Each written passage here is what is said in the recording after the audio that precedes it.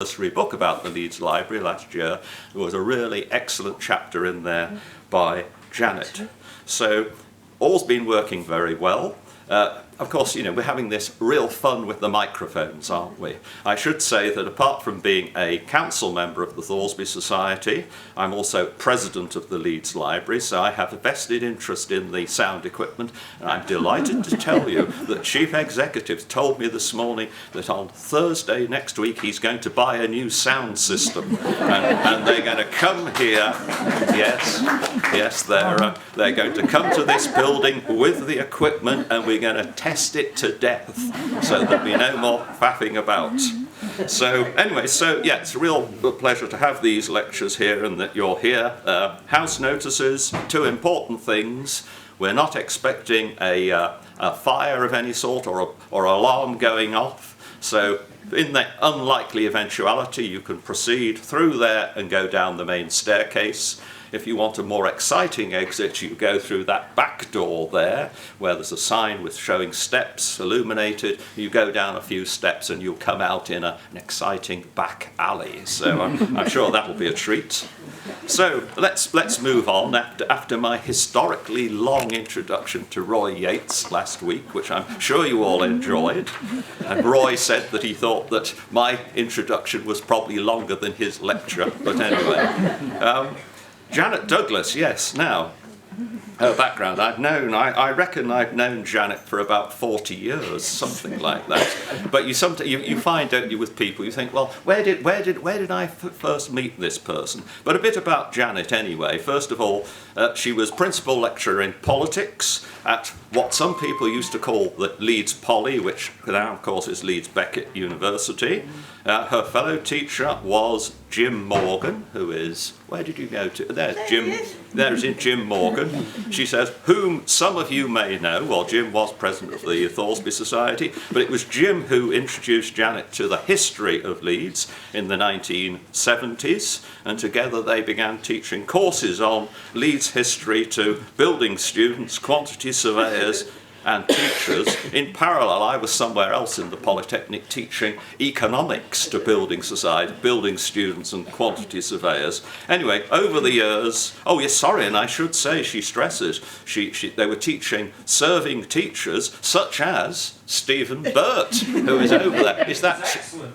Oh, thank you. Excellent. Right. Okay. So over the years, she taught WEA classes. She's given talks of all sorts, countless tours of the city and its suburbs. She's written many books and articles, chapters in books, articles, most but not all of them connected with Leeds. So yes. We met perhaps about 40 years ago, particularly for me when she was a very active member of the West Yorkshire group of the Victorian Society. And consequently, she says today that her chief interests are in the 19th and 20th centuries, in particular in the architecture of Leeds. She's written loads about Leeds architects, but also the visual arts, and she's written some really fascinating articles about the activities of Leeds people in association with arts, things like pre-Raphaelites and what have you. So she's a council member of the Thoresby Society, she is a member of the Leeds Library, and her talk today sort of combines the interests of those sort of things. So over to you, Janet. Well, I don't know whether you're pleased or not, but you can see I am without high-tech aids. Largely because I've got something better. We're actually in the building that I'm talking about, so that you can get something of the flavour which never comes over when in fact you just see a picture of something. If you want to know a little bit more about some of the Leeds ladies who joined the library, in the old room, this is always called the new room by the way, in the old room, on the edges of the bookshelves, there's little posters of, in fact, library members, and quite a number of them are women. So if you want to know about specific people, you can, as you go out, browse round those. Now, the library's relationship with women presents something of a mixed picture. From the very beginning, women were encouraged to support the library. When in fact the first notice of a meeting to found the library was advertised in the Leeds Intelligencer on the, 9th of August 1768. It indicated that gentlemen and ladies will not be backward to follow the example of Liverpool. In fact, the constitution of the library and various arrangements were based on a similar library in Liverpool. On the 5th of September 1768, there were 33 people who had indicated their interest in the formation of the library, and they met together at Mrs. Cook's newsroom in Briggate. Know nothing about Mrs. Cook, but one of the people who were present at this meeting, which was to discuss the arrangements and to elect a committee for the library, was actually a lady. It was a widow lady, it was Mrs. Anne Dennison, who had been married to Sir Thomas Dennison. The Dennison family might be familiar to you. They were very rich and influential merchants in Leeds, having originated in Woodhouse, actually. But she was, her maiden name was Smithson. She's called Mrs. Anne Dennison, and her maiden name was Smithson. And the Smithsons were also members of the library, so they crop up a lot. Now, no woman was ever elected to the library committee until 1921. This is what I mean about a mixed picture. That is really rather late. But in some ways, women's involvement is not surprising. Certainly in the 17th and for much of the 18th century, there were doubts about women and reading. It was felt that it wasn't good for them in all sorts of ways, and perhaps just as importantly, it wasn't good for their husbands and their children, because they would have their heads stuck in books and would neglect household duties. But certain scholars have argued that by the 1790s, women were in fact the majority of readers in Great Britain. And that in fact publishers had to adapt to this feminisation of in fact the reading public. Now in Leeds you didn't have to be a member of the Leeds Library to actually borrow books. Ladies could join, they could join right from the very beginning, and in fact they did so, but also you could borrow on what today we would call a family ticket. So you could borrow on your husband or your father's ticket. And that makes it a problem when you're researching ladies and the Leeds Library, because we don't have borrowing lists until very late in the 19th century, and so we don't know how many ladies were using the library on their husband or in fact their father or indeed their brother's tickets.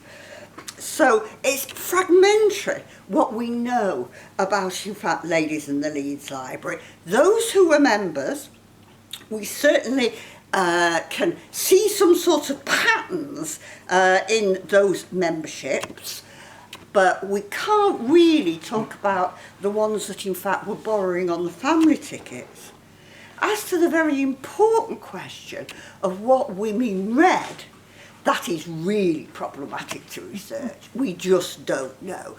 But I will relay to you what we do know, which isn't, as I say, very much. Now, even in the 18th century, views about women readers, women, of course, is a modern word to use. They're always referred to as ladies.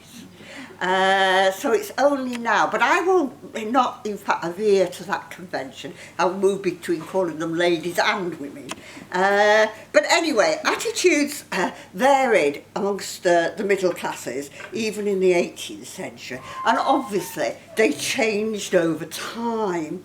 Certainly by the mid-19th century, a magazine like Fraser's magazine was describing book love as home feeling.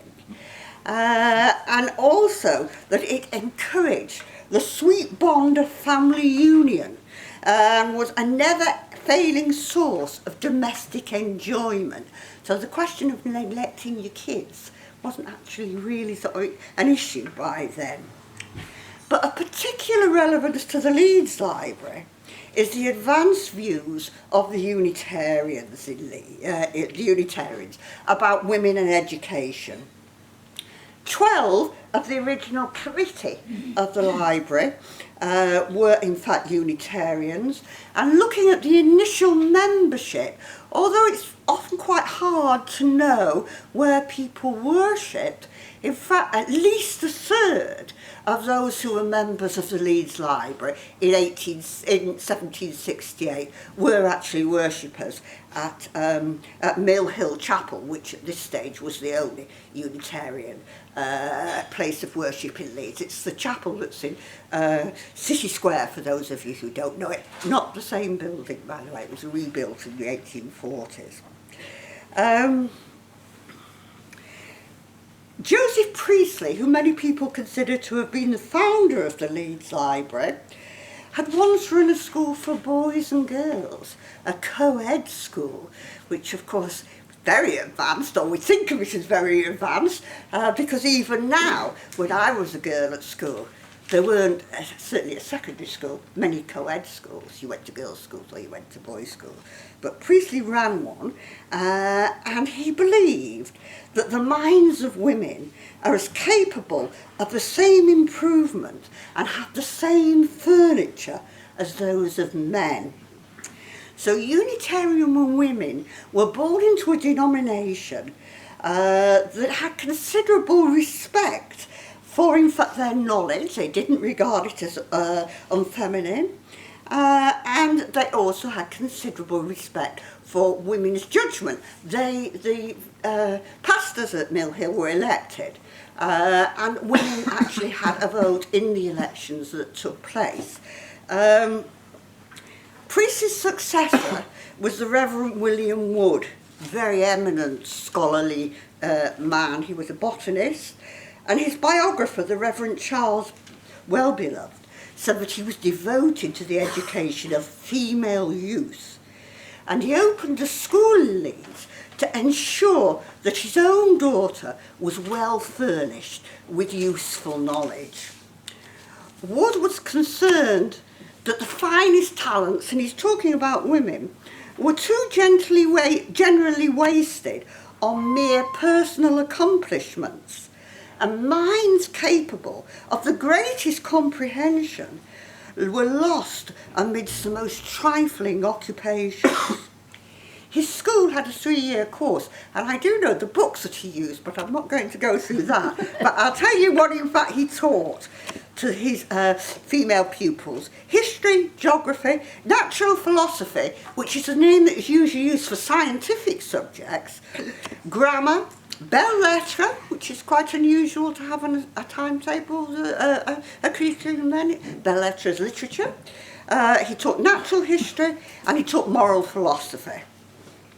Much later in the 19th century, Miss Wainhouse, who produced a series of very chatty memoirs which were recorded by George Oates, she remembered the Reverend Wood School and how the ladies were exceptionally well educated. Now, when the library first opened its doors on the 1st of November 1768, there were 4 lady members. These are members in their own right. One was Mrs. Dennison, who we've already mentioned. She was at the inaugural meetings. Then there was Miss Mary Kershaw, who was the eldest daughter of the Reverend Samuel Kershaw, who was Vicar of Leeds. And she was a member of the library until her death in 1818. So she's a very long spell. But I think what's important about Mary Kershaw is that it indicates that the Leeds Library, although Unitarians are terribly important in its early history, was never solely a Unitarian club. So here you've got the Vicar of Leeds. He was a member too. So she could have borrowed on his ticket, but she didn't. She had her own. Another spinster lady was Miss Elizabeth Oates, and she was a member of the Unitarian Oates family, quite a big family of woolen merchants largely, and they were stalwart members of the Leeds Library. They crop up through the whole period. A neighbour of Miss Oates on Park Row was Mrs. Sarah Rayna. She was obviously a widow. She was a friend of Joseph Priestley, and her daughter had married into the Oates family. Every Sunday after divine worship at Mill Hill, the Oates family went to Mrs. Rayna's for lunch. I think they called it dinner, actually. I don't think they called it Sunday lunch, but it was Sunday dinner. And I like to think that over these Sunday dinners, at some point they discussed the books that various members around the table were reading at the time, just as we still do today. Talk about what we read recently. But also this relationship between the Raynas and the Oates indicates another feature of the library, which lasts certainly until about 1914. It does run in families. There are family networks and names, in fact, crop up over and over again. You could inherit your ticket. And there's still is, isn't there? Again, a wooden plaque in the library talking about shares for sale. Certainly later on in the 19th century, you could actually sell your share for very much more than, in fact, the original shareholder had paid for it.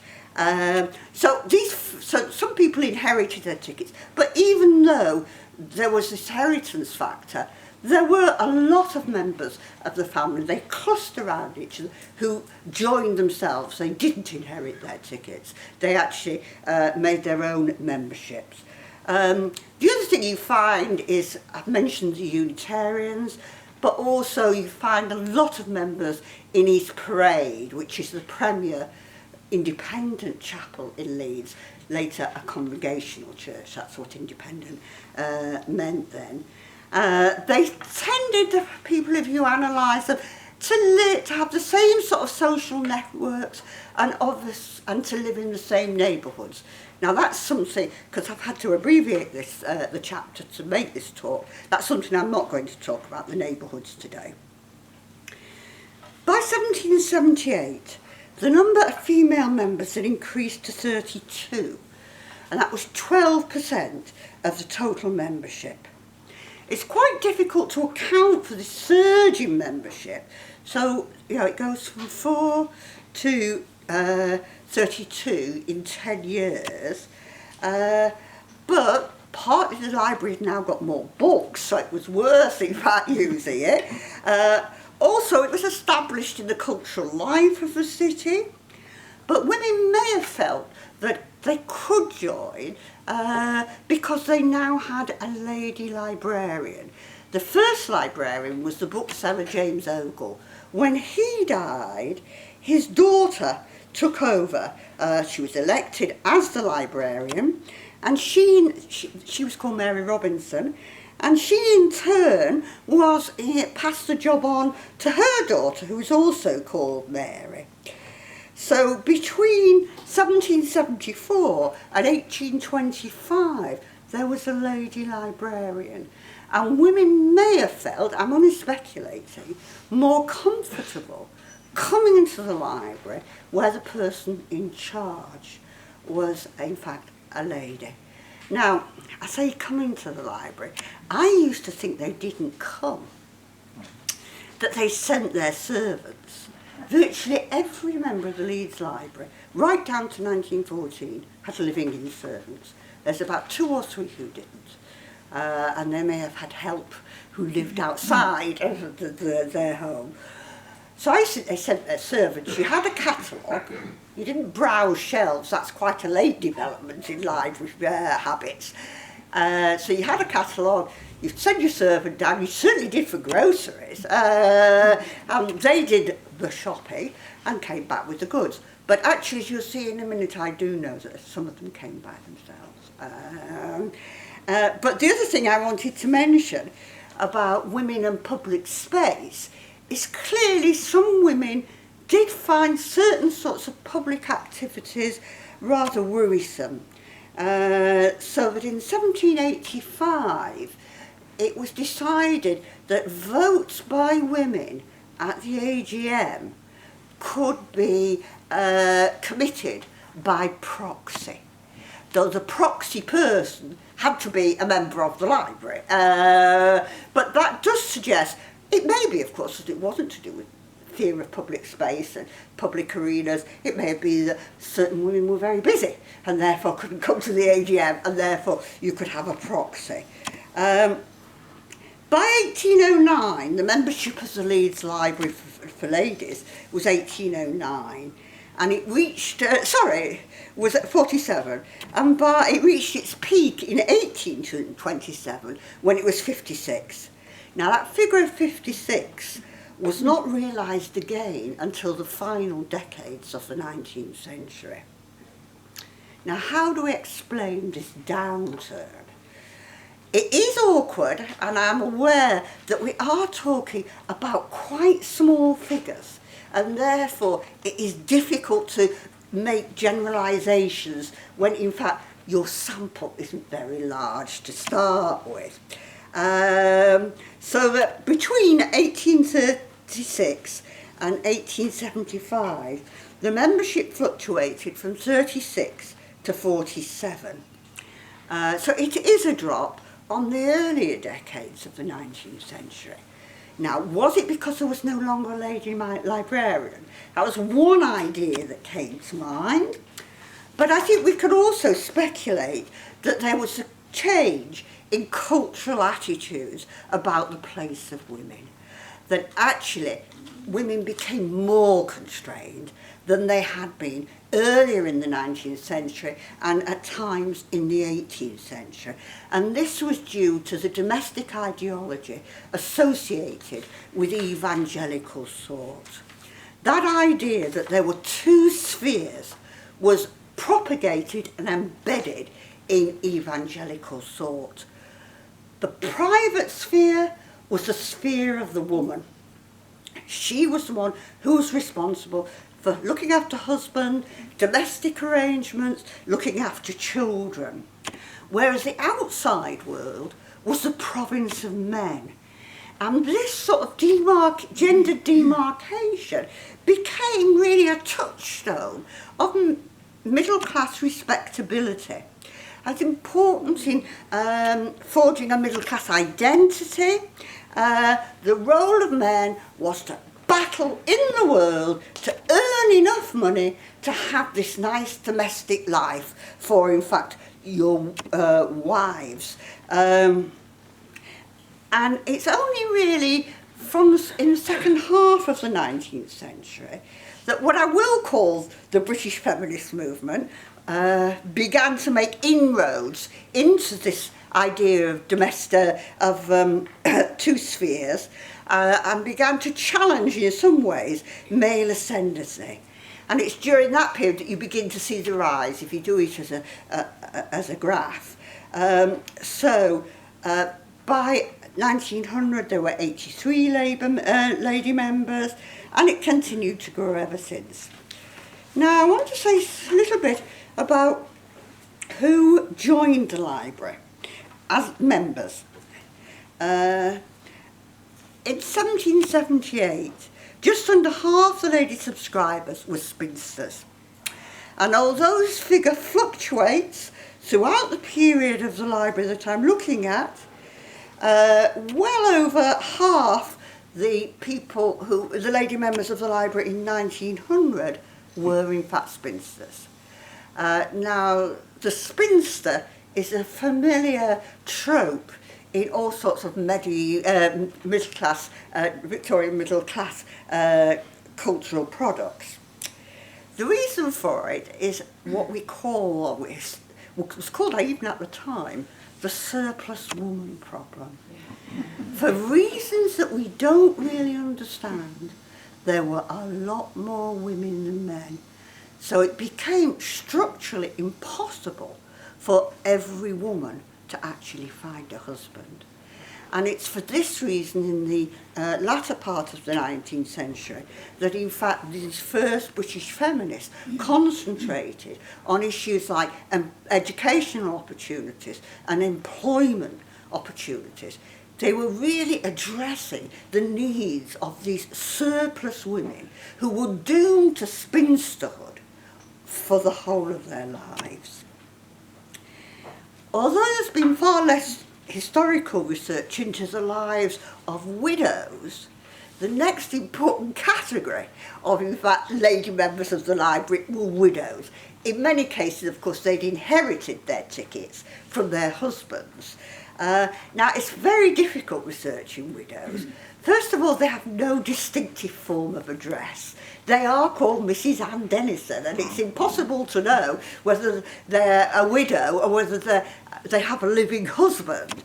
And it's in the census of 1851, for the first time they do say W, meaning widowed. But that's really sort of arduous problem for research. You've got to go through every single one. But certainly, there were lots and lots of widows around. Indeed, lady widows, as indeed there are now. But there were particular reasons in the 19th century. Women married considerably younger than, in fact, their male spouses. There was at least 5 years between women married about 20, 21, 22. Men were 5, 6 years older, and some considerably older than that.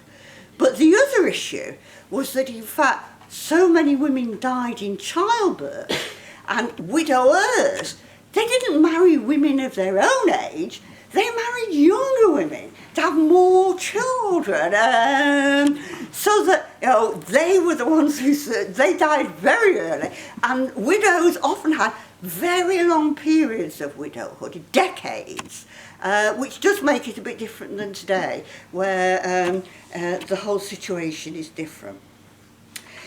Now, this domestic ideal that I've spoken of earlier becomes a watchword of, in fact, middle-class culture, what makes you respectable. And that idea of respectability precluded paid employment outside the house. For some women, it precluded actually gallivanting round town, some people would have put it. So the only women who could take up paid employment was where there were dire emergencies. So this is a library member, Mrs. Elizabeth Remington. Her husband's a brewer. He goes, in fact, bankrupt. So in 1802, she opens up a girls' school in her own house in Providence Row, off, in fact, Woodhouse Lane. Between 1768 and 1914, it's a long period, only 23 women were employed. And I was quite surprised by that, seeing as I'm going as far as 1914. It did seem to me unusual that, in fact, that should be so. 18 of the 23 women, as Mrs. Remington shows, were teachers, which was just about the only semi-respectable occupation that a woman could have. But even in the 1860s, there was widespread prejudice about women teachers, or middle-class women becoming teachers. This is an example of Miss Louisa Carbert. Again, Carberts are important members of, in fact, the library. And she virtually ran away from home to open up a school in Lancashire, in Cheshire. And this is one of her pupils reminiscing. She opened the school at a time when our middle class had not yet outgrown its belief that it was a misfortune or a misdemeanour for a lady to engage in work, and that even teaching, almost the only calling that could decently be taken to, involved a loss of caste.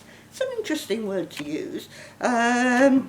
Miss Carbert put aside the protests of friends and relations. She left home and she set up a school for girls. But parental opposition was very strong for some girls. And the example I'm giving you really does no credit to somebody who was, again, an important member of the Leeds Library, and this is Dr. Heaton. So Dr. Heaton was a library committee member, he was president of the Phil and Lit. He's in everything, it seems to me. And he was a keen supporter of women's education. That's not his problem, it's working that's the problem. In January 1877, Lucy, his daughter, was appointed assistant teacher at Leeds Girls' High School. Her mother approved, her father didn't, but he didn't forbid.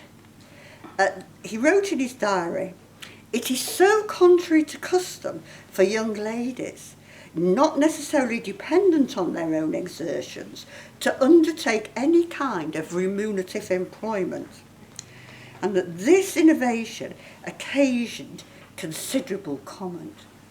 She managed to teach for 2 years. She didn't want to leave, but now he insisted that in fact she left. And this is again a quote from his diary.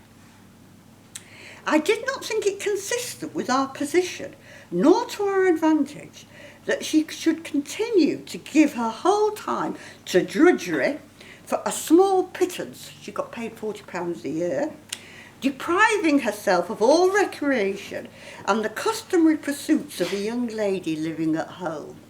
Lou, that's the family name for, in fact, Lucy. Lou, however, liked her position in the school. Now, this is tantalisingly interesting, partly because she contracted a romantic affection for Miss Kennedy, the headmistress, and she was much displeased with my decision that she should leave it. Well, quite what he's getting at there, we don't know, to be honest, what that romantic affection might entail. Again, interesting from the library's point of view, 2 ladies members of the library in the 1890s were listed in the census as authors. I can't find any trace of the books published by Mary Richardson Gaunt. She may have in fact written under an underplumate, I don't know. But Mary Ethel Granger published a number of novels and a number of religious works. And it's interesting that for her religious works, she used her own name. For her novels, she used the name Melville Gray. So she passed herself off as presumably a gentleman. The Passavant sisters, the 3 Passavant sisters, could perhaps be cited as examples of, in fact, the new woman. But this was a status that was forced on them by adverse and straitened financial circumstances. Something happened. It's referred to in one of their obituaries, but we're not quite sure what it actually was that happened. But once their father had died, they had to downsize drastically, and they're one of the households that doesn't have a servant. Anyway, the 3 of them had to make the best of their genteel poverty. So Cordelia set up an art embroidery studio on Park Row, and I'd love to know more about it, but I don't, and I've searched and searched. Based in the studio. So there was a vogue for embroidery in the latter part of the 19th century. And I do sort of see her as Lee's version of May Morris, but that may not be at all true. The other daughter, the other Passavant girl, was Laura. Laura was very active in the Phil Lit for a time. She also was an early student of sciences at the Yorkshire College, and she won a research scholarship which led her to actually produce articles for, in fact, the Journal of Chemistry.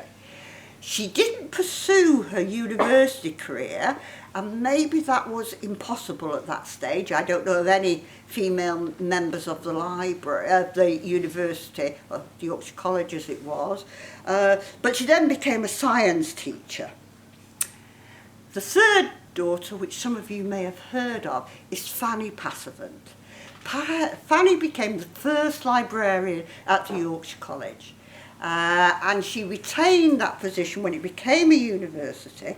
So she was the librarian from 1884 to 1919, although she had no experience or training as a librarian, but obviously did it rather well.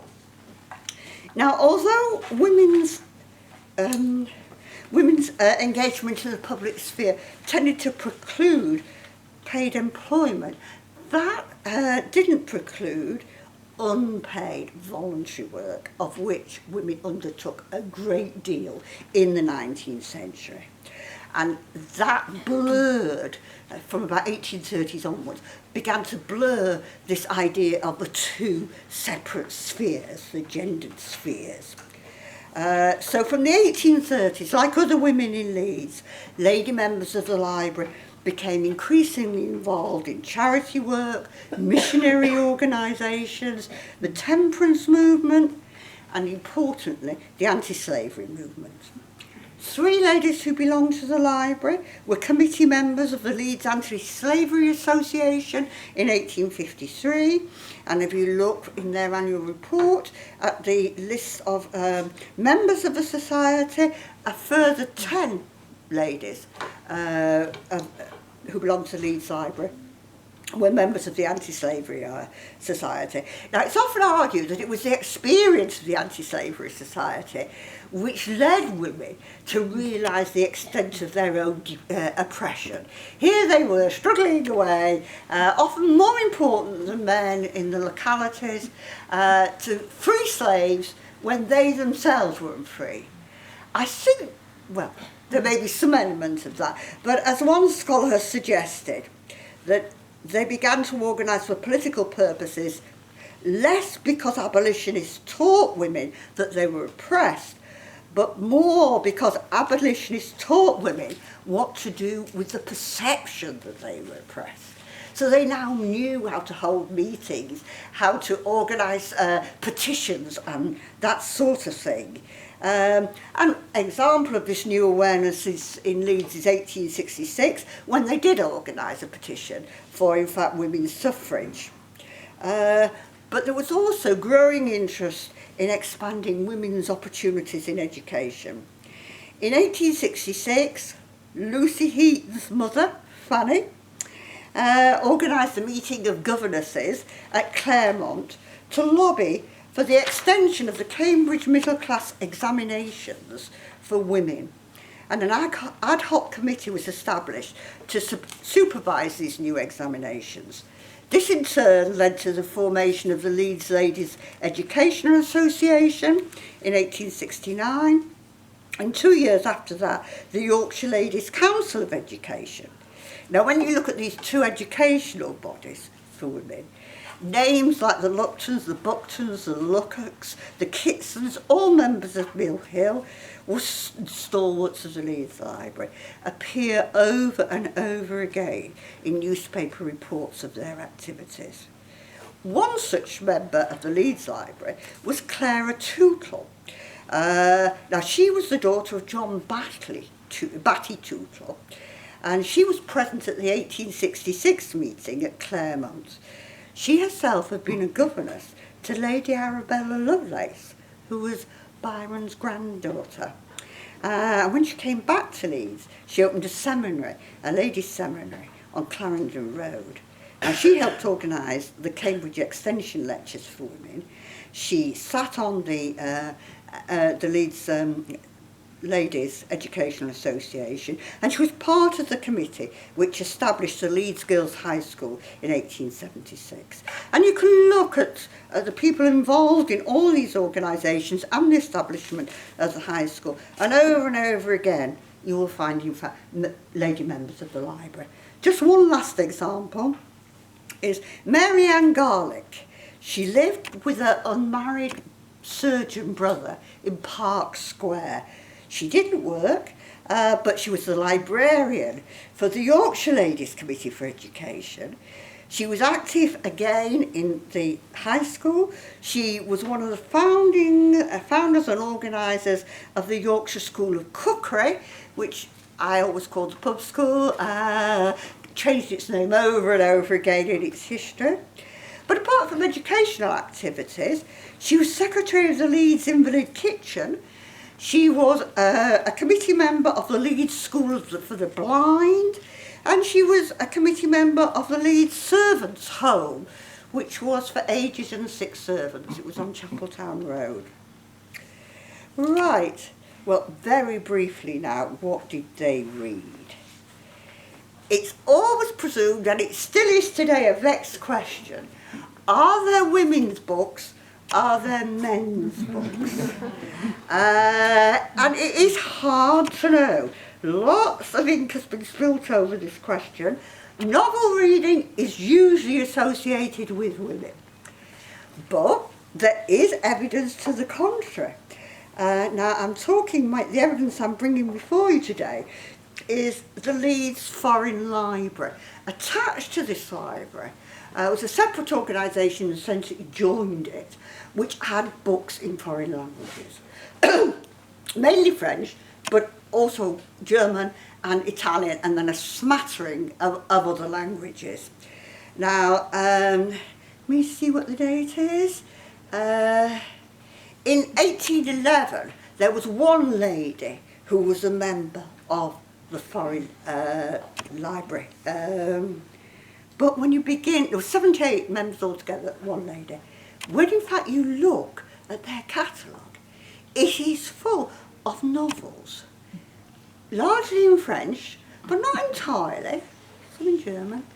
And there's also a very bizarre collection that they subscribe to called Raccolta di Romanzi, an Italian collection of highly romantic books. Now, again, what do you make of this? Were they borrowing for their wives? Could be. Were they reading them themselves? Could be. Was it that reading romantic fiction was easier to read if you were reading in a foreign language, that they couldn't tackle? I mean, there were academic books, but you know, it was a way of sort of practicing your French, like we might practice our French today by reading children's books, because it's easier. But we don't know. The library stock of novels, in 1768, it was actually, when it opened, it was the largest category of books. But then it begins to decrease, but rises again from 1817. So if in fact you look at the rest of the 19th century from 1817, there are works of fiction. In 1817 they bought 2 novels by Maria Edgeworth. They brought Walter Scott's Rob Roy and Tales of My Landlord. They bought Thomas Love Peacock's Melincourt. They bought Jane Austen's Sense and Sensibility, Pride and Prejudice and Mansfield Park. By the last catalogue they issued was 1889. There's 80,000 volumes. Now, I haven't gone through them and counted how many. I thought that was a step too far. But certainly, cursorily looking at it, you know, the majority of things are non-fiction. But there are novels. So all the novels that you could conceivably think of were in the library's collection. But somebody like George Eliot, on the shelves, her books would rub shoulders with someone you've probably never heard of, Annie Edwards.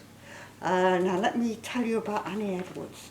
She wrote 21 novels, 11 were in the library, and you can tell what sort of fiction it was because it had titles like A Ballroom Repentance, Morals of Mayfair, Ought We to Visit Her? She was regarded as a compelling storyteller, but some critics found her work rather vulgar and disapproved of her attention to sexual detail. He went on to say, it does not gratify us to read that a young lady heaves palpitating thighs, or that her white face is bathed with sweat. So, those sorts of books were there. So I think I will actually finish there because I'm running out of time. Now, I spent a long time with the lady members of the Leeds Library, and I don't want to exaggerate and say that it was a crucial organisation in the formation of women's culture in Leeds in the 19th century, because I don't think it was. It was very much an organisation under male control. They chose the books, perhaps their wives, sisters, brothers, children told them to order certain things, but we don't actually know. But apart from reading novels, what in fact the library did do for some women was really a school of continuing education for them. Here they could find academic books, learned books that dealt with the past, that dealt with the present, a lot of scientific books, and so it increased the cultural capital of some women who in fact enjoyed their membership of the library.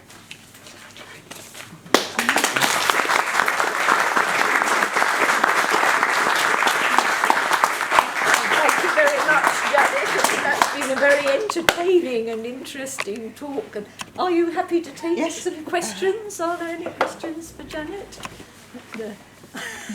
No women ready to ask any questions about their forerunners? Yeah. Of the women that you've researched in the library, who's your favourite? Mine? Oh! Do you know, I thought of that. I could say Fanny Heaton, who you'll find something out about Fanny on the end of the bookshelves there, but I've researched Fanny in other aspects of her life, and I've no doubt, and certainly her brother, Dr. Heaton, found her in fact aggravating, and no doubt I would have found her aggravating too, but she is one favourite. But it is the Passavant sisters. They're the ones that I don't know a lot about. I wish I could find more about them. And I like to think of them as Chekhov's three sisters. Marooned in Claremont Avenue. It's funny, when I first started researching them and found where they lived, I presumed they lived in Claremont Avenue in Headingley. See, can't make a mistake, can't you? Yeah, presumption, that's where they were. But they weren't. They were in Claremont Avenue, which is behind, in fact, Clarendon Road, between Clarendon Road and, in fact, Hanover Square, in a house, in fact, they're in the house that became the home of Maurice Beresford. Anything else?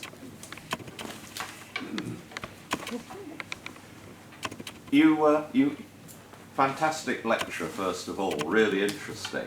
You commented on, towards the end you slightly gave the impression that the library didn't cater so much for women, and yet in the basement we have, is it 6,000 Victorian novels with wonderful titles which no doubt are very suitable for women, such as Self-Control and Bridget on the Balcony and that sort of thing. So the assumption is... It's an assumption that they were ordered for women. Because they are basically romantic tales, aren't they? I mean, the assumption, and everybody makes that assumption, that these are women's books. But why were they reading really trashy novels in French? Back in 1811, when there were no women except one member. I mean, it's hard to know. It really is hard to.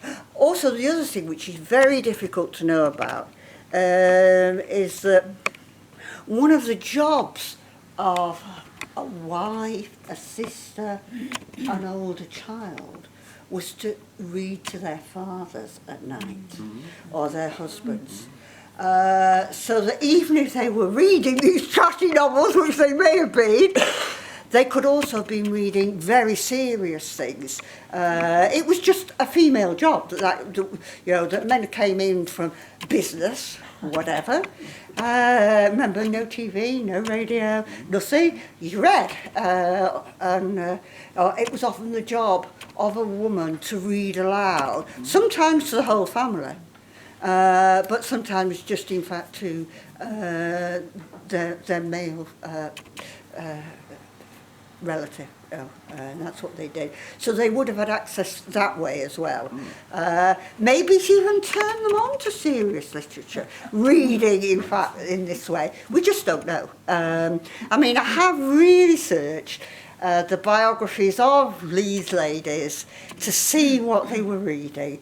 I will just give you one example, because it is about the only one that I could find. It's Emma Stansfield. Now, Stansfield's Unitarians, important family in Leeds, number of members of the library. Now, Emma writes to her sister Maria to recommend the work of Mrs. Stickney Ellis, who held, in the letter says, such advanced views.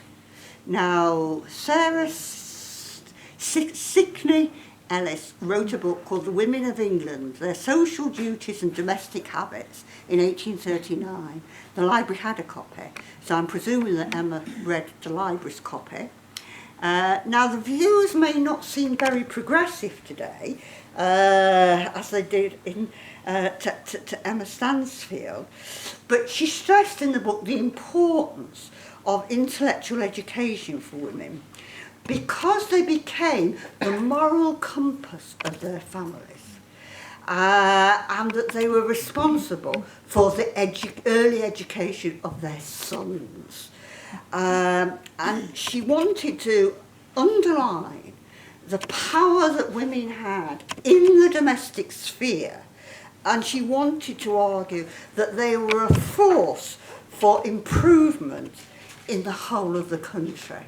Now, that's one thing, as I say, that I do know and then but read, and that was her comments on it. But they are very few and far between, these comments. Right, thank you very much.